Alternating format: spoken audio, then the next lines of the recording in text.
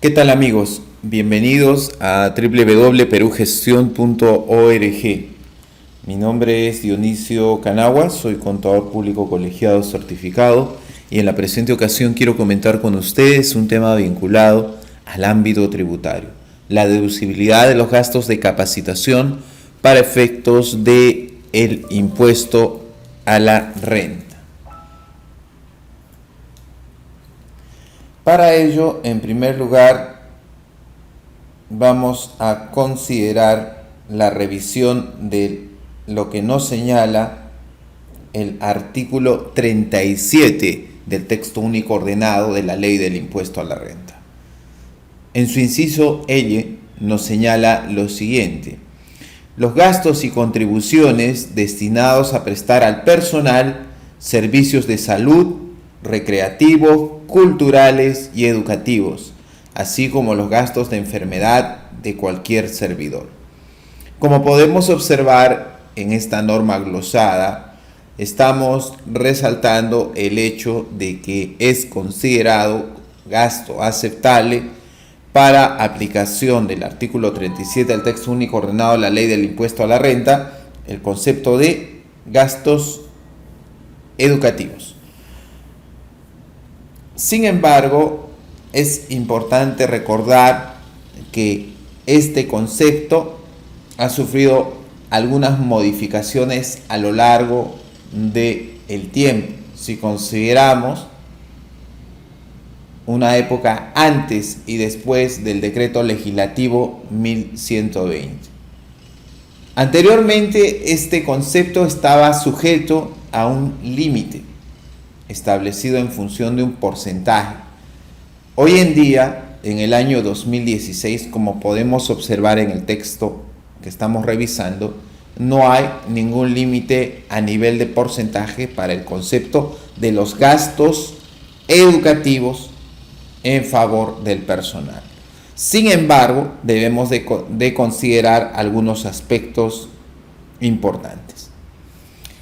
La segunda disposición complementaria final del decreto legislativo 1120 nos habla del criterio de generalidad. Recordemos que el criterio de generalidad es, junto a otros conceptos, base para la aplicación del principio de causalidad de la deducibilidad de un concepto para efectos del impuesto a la renta. Sin embargo, se presenta un tratamiento especial en el caso de gastos de capacitación. Criterio de generalidad y deducción de los gastos de capacitación al personal. El criterio de generalidad establecido en el artículo 37 de la ley que mencionábamos anteriormente no será aplicable para la deducción de los gastos de capacitación que respondan a una necesidad concreta del empleador de invertir en la capacitación de su personal a efectos que la misma repercuta en la generación de la renta gravada y el mantenimiento de la fuente productora, ¿no? En este caso, ese criterio de generalidad no va a ser considerado dentro de la deducción de los gastos de capacitación. Ello implica de que, por ejemplo, no voy a tener que considerar como antes la aplicación del gasto a un determinado grupo de trabajadores, ¿no?, para poder conceptualizar la aplicación de esta regla. Entonces, revisemos las otras condiciones. Esta capacitación del personal debe repercutir en la generación de renta gravada y en el mantenimiento de la fuente productora. Estos conceptos, como ustedes se darán cuenta, están asociados directamente al tema de causalidad, que vamos a revisar nosotros un poco más adelante.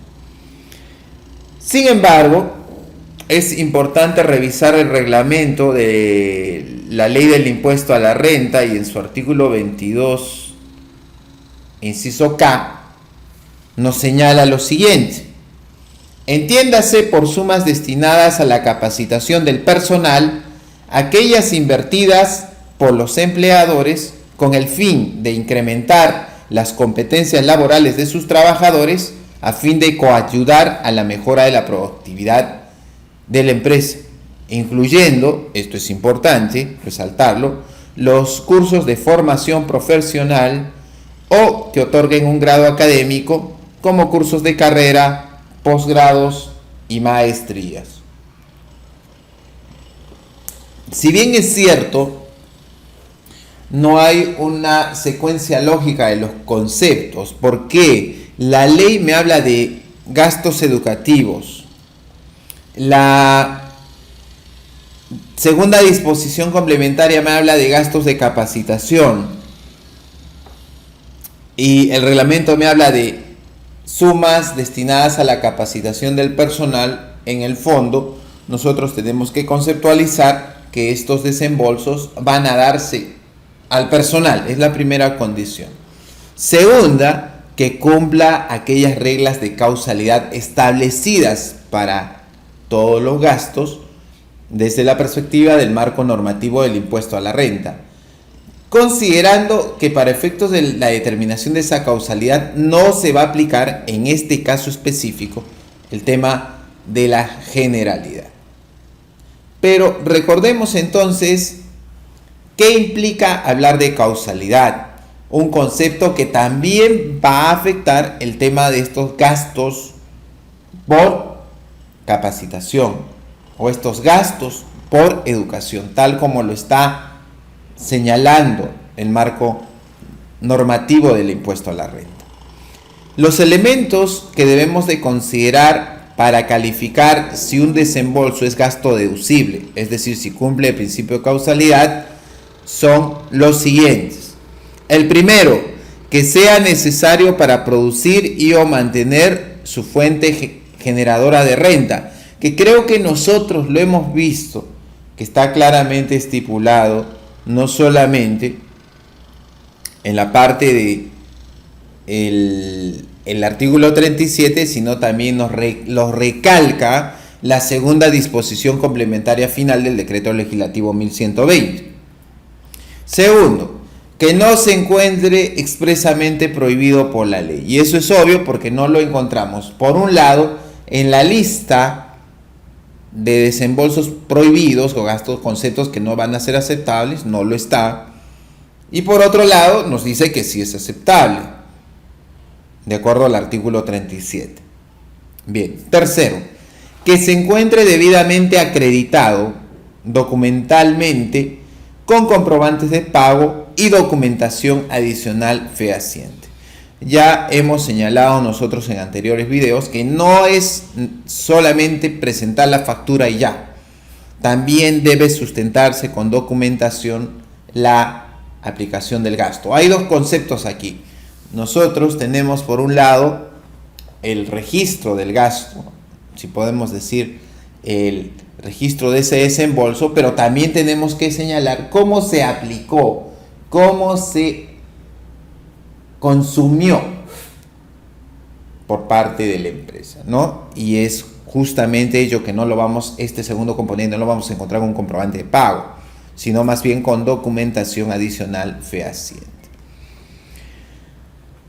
Cuarto, que el gasto cumpla con el criterio de razonabilidad, proporcionalidad y generalidad. Generalidad es subrayado porque ya hemos dicho que la segunda disposición complementaria final del decreto legislativo 1120 establece que la generalidad no va a ser aplicable en este concepto, en este concepto que estamos analizando, ¿no? Entonces, hay que ver también la razonabilidad y la proporcionalidad, ¿no?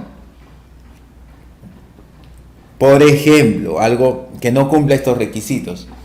Una empresa que está dentro del régimen de tercera categoría, que tiene una facturación mensual, vamos a exagerar, de 1.000 soles, anualmente tenemos 12.000 soles en total de ingresos, sin embargo está pagando una maestría por 30.000 soles. ¿Será aceptable o no será aceptable? Porque dices, coloco ese gasto y ya se convierte en pérdida. ¿Será aceptable? ¿Cumplirá los criterios de razonabilidad? Bueno, me dicen, es una maestría indispensable para que justamente el gerente de operaciones desarrolle estas actividades que coayuden, ya puede haber. Proporcional, ahí viene el problema, ¿no? Entonces hay que tener cuidado estos criterios, estos elementos, ¿no? Que guarden alguna debida relación. Hay mucho que hablar acerca de este tema. Son diferentes elementos y cómo el Tribunal Fiscal y la Administración Tributaria se han venido pronunciando. Pero lo importante es recalcar que ya desde un tiempo atrás, hablamos del 2013 en adelante, los gastos educativos ya no tienen un límite cuantitativo. Eso es importante recalcar. Y tampoco aplica el criterio de generalidad, ¿no? Y segundo, también, tercero, entran acá el tema de, por ejemplo, maestrías, posgrado, etc., etc. Pero siempre y cuando cumplan el principio de causalidad, ¿ya? No olvidarse de este requisito. Bien, entonces espero que este material sea de utilidad para todos ustedes y los invito a visitarnos en www.perugestion.org para enterarse de nuestra programación de talleres y pueden suscribirse a nuestro canal de videos por medio de la descripción del presente material. Muchas gracias por su atención.